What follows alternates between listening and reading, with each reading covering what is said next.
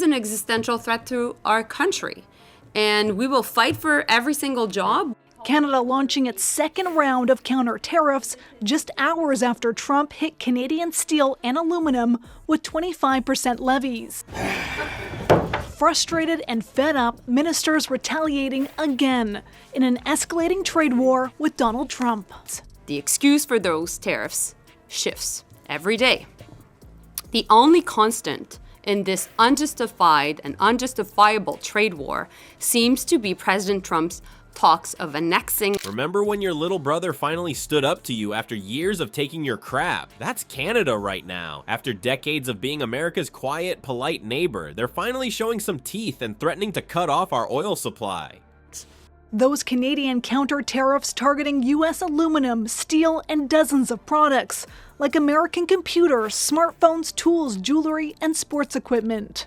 We cannot let uncertainty become the new certainty in North America. Our country through economic coercion. To fight back, Canada now exerting more pressure.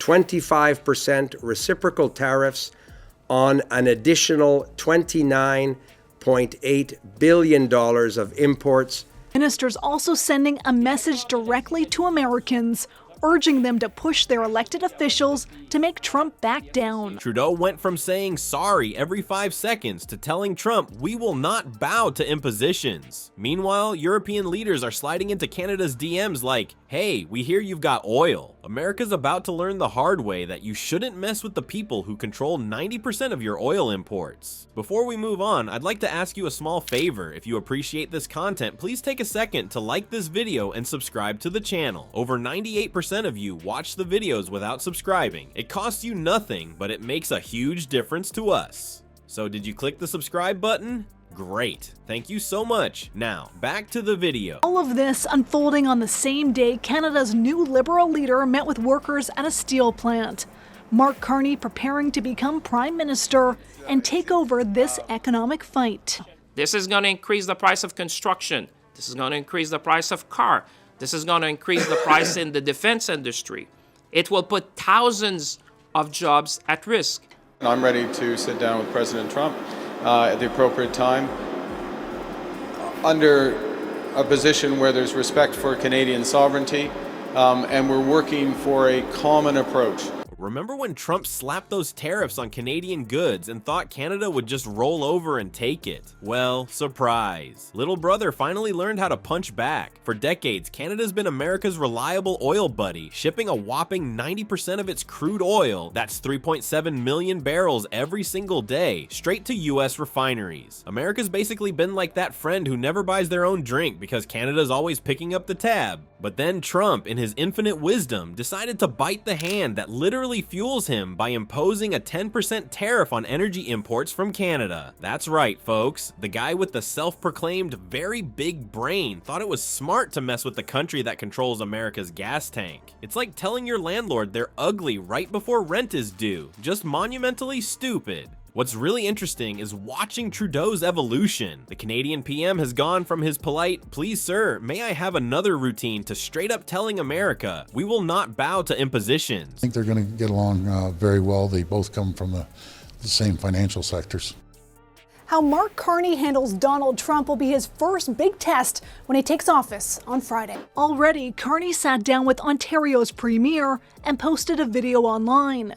Doug Ford later saying he thinks Carney will have a better relationship with Trump than Justin Trudeau. And they're expected to sit down with the U.S. Secretary of Commerce, Howard Lutnick, and his team. The finance minister says the focus is on trying to get the U.S. to remove its tariffs. And if that doesn't happen, he's threatening to ramp up countermeasures in 3 weeks. I mean, this is Canada we're talking about, the country that apologizes when you step on their foot. But even Canadian politeness has its limits, and apparently Trump found them. The best part, Canada's not bluffing. They're already 70% done with their Trans Mountain Pipeline expansion project, which will let them ship their oil to Asia instead of the US. That's right, while America was busy throwing tantrums, Canada was quietly building their escape hatch. It's like Canada's been secretly planning their dramatic exit from this toxic relationship for years. And get this, Alberta's Provincial Assembly is now debating what they're calling retaliatory pipelines, which is the most passive-aggressive Canadian revenge plot lot I've ever heard. I can just picture the meeting now. We're very sorry, but we're going to aggressively build infrastructure that doesn't benefit you. We hope you understand, eh? The U.S. president digging in, vowing to push ahead with his tariff agenda no matter what. The United States of America is going to take back a lot of what was stolen from it by other countries. Without prompting, Donald Trump again shifted his attention to Canada today, mocking Ontario's attempt to tax energy exports.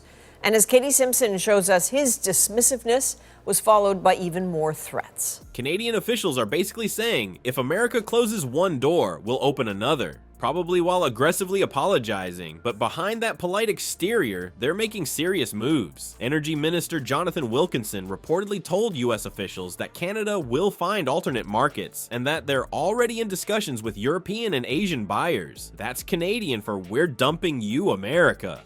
Meanwhile, European leaders are suddenly treating Canada like the hot new exchange student at school. The EU Commission's Energy Council has already started technical discussions about those sweet, sweet oil deals.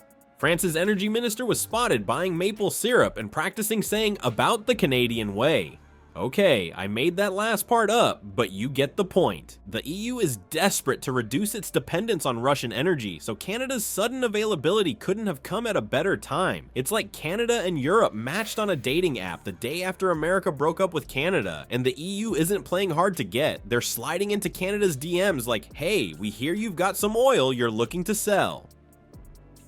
What's especially funny about this whole situation is that Trump's tariff temper tantrum could cost America access to 3.7 million barrels of oil per day that US refineries currently depend on. That's not just shooting yourself in the foot, that's nuking your entire leg from orbit. American refineries are specifically designed to process Canadian crude. You can't just swap it out like switching from Coke to Pepsi. This is going to hurt, and Trump's the one holding the gun. And sure, America could try to replace Canadian oil with its own production, but US oil is generally lighter and sweeter than Canadian crude. It's like trying to bake a cake with ketchup instead of tomato sauce. Technically, both are tomato products, but the results will be troubling. So there you have it, the ultimate diplomatic breakup story playing out right before our eyes. According to analysts, if Trump keeps his tariff tantrum going, Canada might just ship a whopping 2 million barrels of oil per day to Europe and Asia by 2030. That's almost as much as they're currently sending to America. Talk about finding a rebound relationship fast. Trump thought he was the big man on campus, slapping tariffs around, but he forgot one tiny detail. Canada's been supplying America's oil addiction for decades. Now they're finally standing up to the neighborhood bully, and the EU is sliding into their DMs faster than Trump can type "fake news" in all caps. Let's be honest, folks. Canada turning 156 and finally rebelling against America is the geopolitical equivalent of a straight-A student getting their first tattoo. Who knew our polite northern neighbors had it in them? You go, Canada?